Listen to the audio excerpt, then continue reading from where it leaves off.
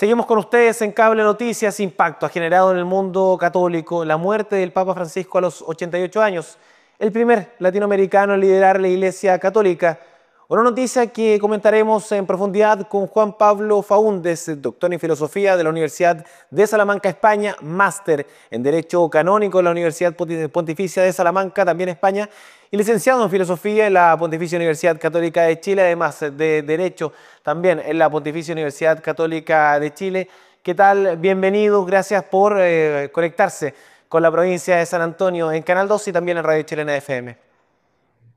Hola, ¿qué tal? Buenas tardes. Muchas gracias por esta invitación para poder compartir este acontecimiento que ha impactado a toda la comunidad global, podríamos decir, en este día lunes con la partida del Papa Francisco.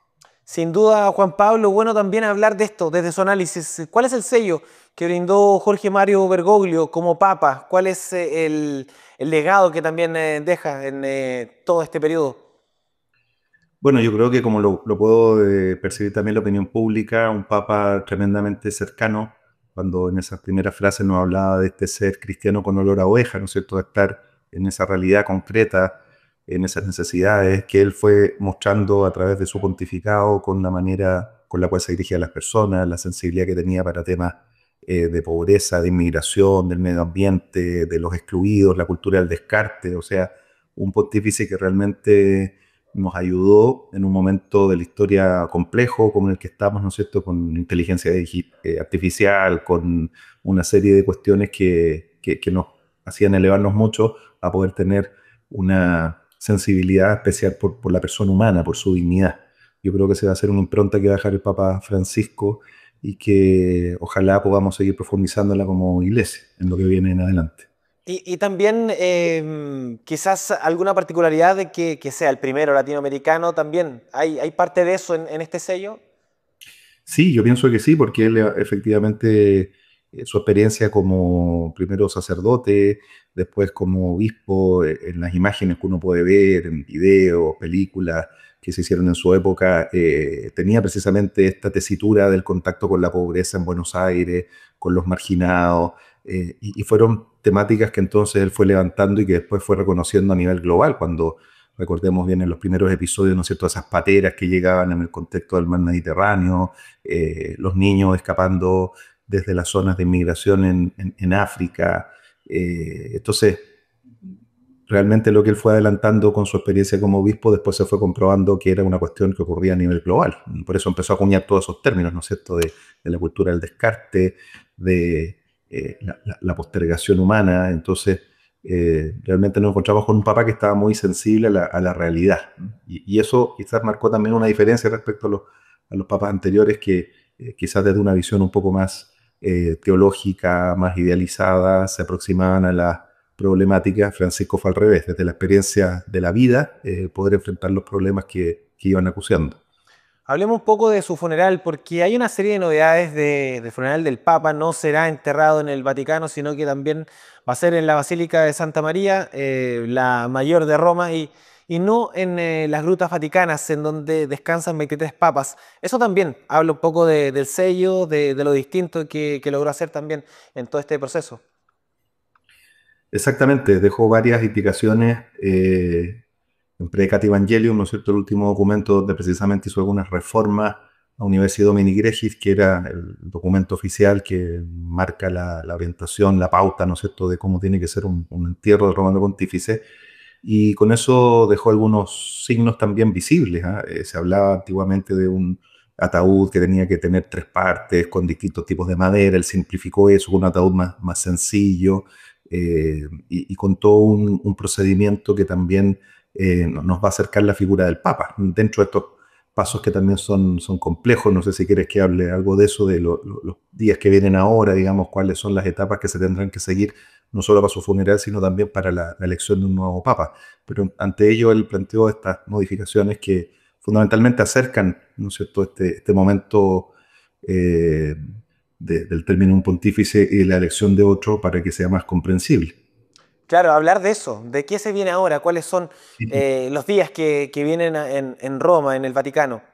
Claro, mira, ahora lo que ha ocurrido, como hemos visto en la mañana, ¿no es cierto?, que el cardenal Camarlengo, que es el encargado de una vez que pone el romano pontífice, que es el cardenal Farrell, prefecto del dicasterio para laico, familia y vida, se cerciora, ¿no? Esto tiene que constatar la muerte del romano pontífice con 3 cardenales más que lo acompañan en una comisión.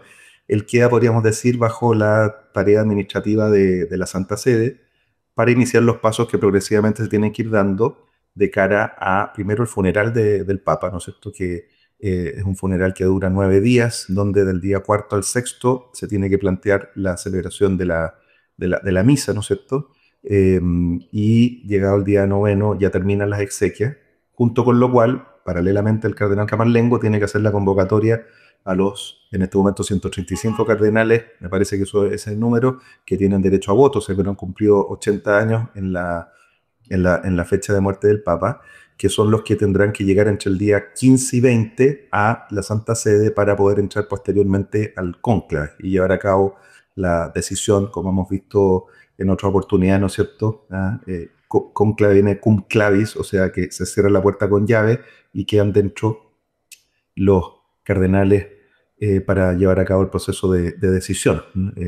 Son motivados primero por 2 cardenales de mucha experiencia, de conocimiento de la realidad social, internacional, que hacen una especie de explicación panorámica de la situación de la Iglesia, con lo cual se va sensibilizando a los cardenales que participan ahí para ir viendo cuál es el carácter, la tesitura, las motivaciones que debiera tener un nuevo papa para poder ser elegido.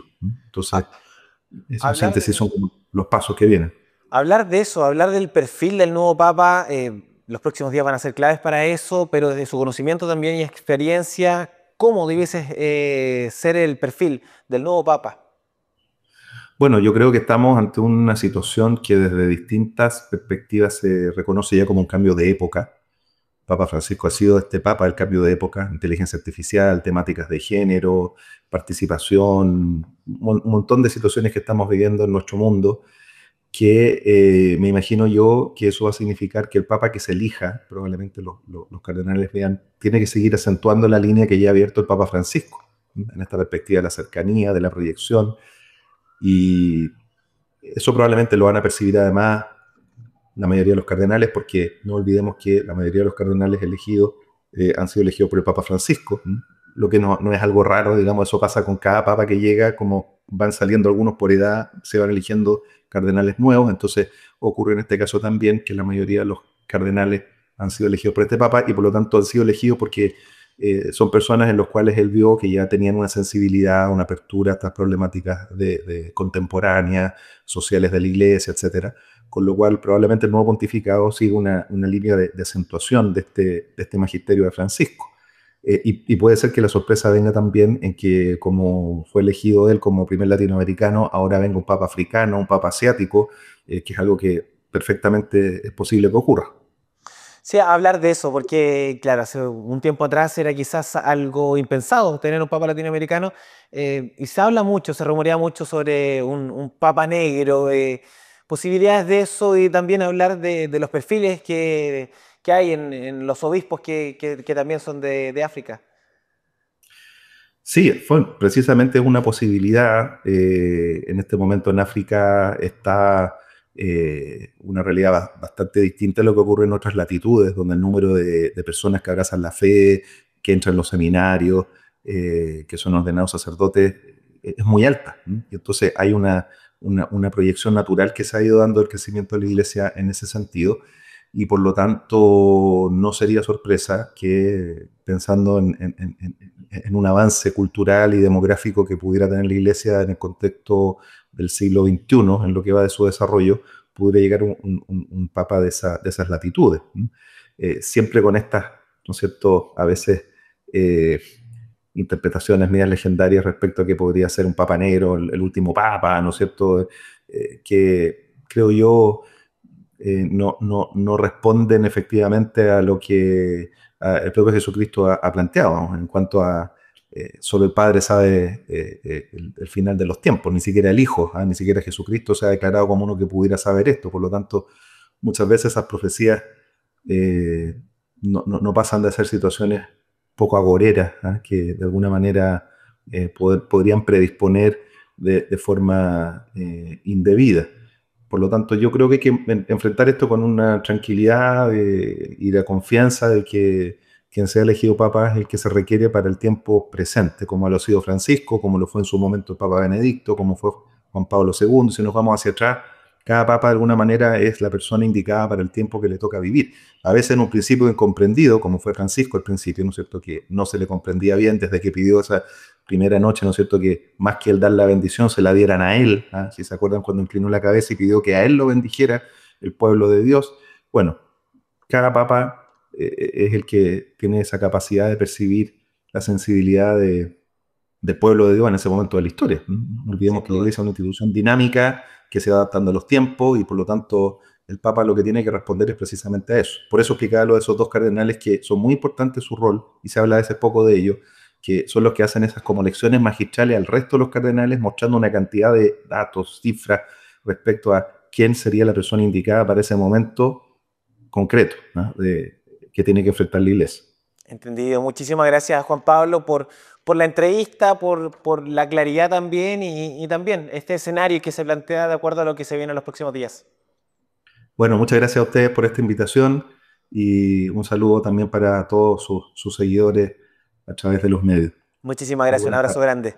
Juan Pablo Faúndes, doctor en filosofía, máster en Derecho Canónico, nos entregaba más también respecto a este escenario que genera la muerte del Papa Francisco y también los pasos a seguir para también tener la nueva elección del nuevo Papa. Nosotros vamos a una breve pausa comercial y ya retornamos con ustedes.